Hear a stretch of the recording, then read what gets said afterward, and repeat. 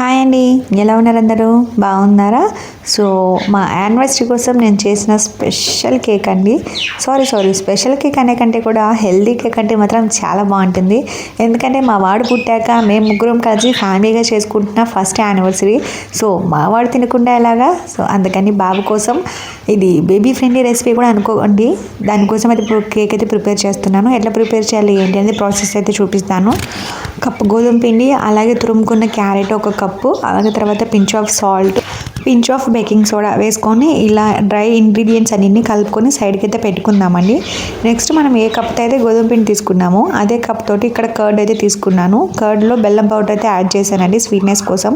నేను ఇక్కడ additional sweets, sugar అట్లా ఏమైతే యాడ్ చేయట్లేదు, ఎందుకంటే మనకి క్యారెట్ స్వీట్నర్ వస్తుంది, అలాగే దీంట్లో బెల్లం పౌడర్ యాడ్ చేశాను కదా, ఈ స్వీటే మనకి సరిపోతుంది అనమాట.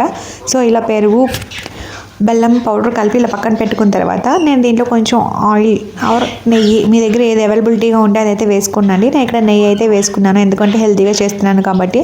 నెయ్యి వేసుకున్న తర్వాత మనం వెట్ ఇంగ్రీడియంట్ దహి, ఈ బెల్లం కలిపి పెట్టుకున్న పౌడర్ ఉంది, మిక్స్ ఉంది కదా, అది కూడా వేసేసుకొని మనం మంచిగా ఇలా అయితే కలుపుకోవాలండి.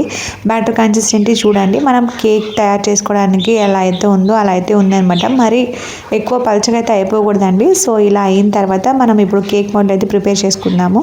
దానికోసం కేక్ ప్యాన్ అయితే తీసుకొని నెయ్యి అప్లై చేస్తున్నాను. నెయ్యి అప్లై చేసిన తర్వాత మీ దగ్గర బటర్ పేపర్ ఉంటే బటర్ పేపర్ కూడా వేసుకోవచ్చు. ఇలా నెయ్యి అప్లై చేసుకున్న తర్వాత కొంచెం గోధుమ పిండి తీసుకొని మొత్తం చల్లుకొని ఇలా సైడ్స్ మొత్తం పట్టుకునేటట్టయితే ఇట్లా అయితే జల్లించుకొని అయితే తీసుకున్నాను అండి. ఎందుకంటే ఇలా చేయడం వల్ల కేక్ అనేది మనకి అడుగు అంటుకోకుండా ఉంటుందన్నమాట. బటర్ పేపర్ వేస్తే ఇంకా మంచిది, కానీ నా దగ్గర బటర్ పేపర్ అయితే ఇప్పుడు ప్రజెంట్ అవైలబిలిటీలో లేదు, అందుకని ఇట్లా పౌడర్ అయితే డస్ట్ చేసుకున్నాను అనమాట. ఇలా పౌడర్ కూడా మొత్తం నీట్గా పాన్ అయితే స్ప్రెడ్ చేసుకున్న తర్వాత మనం మిక్స్ చేసి పెట్టుకున్న కేక్ బ్యాటర్ ఉంది కదా, దాన్ని కూడా వేసుకొని ఈవెన్గా స్ప్రెడ్ చేసుకుందామండి. ఇలా ఈవెన్గా స్ప్రెడ్ చేసుకున్న తర్వాత ఎయిర్ బబుల్స్ లేకుండా మంచిగా ట్యాప్ చేసుకుందాము. ఇలా ట్యాప్ చేసుకున్న తర్వాత మనం పైన డ్రై ఫ్రూట్స్ మీ ఇష్టం ఏవైనా వేసుకొని, నేనైతే ఇక్కడ పంకిన్ సీడ్స్, అలాగే కొన్ని వాటర్ మెలన్ సీడ్స్, అలాగే బాదం పప్పు చిన్నగా కట్ చేసుకొని ఇలా అయితే స్ప్రెడ్ చేసుకుంటున్నాను అనమాట. ఇప్పుడు దీన్ని బేక్ చేసుకోవడానికి నేను ముందుగా ప్యాన్లో ఒక సాల్ట్ వేసేసి ప్రీహీట్ అయితే చేసి పెట్టుకున్నాను అండి, ఒక 10 minutes వరకు.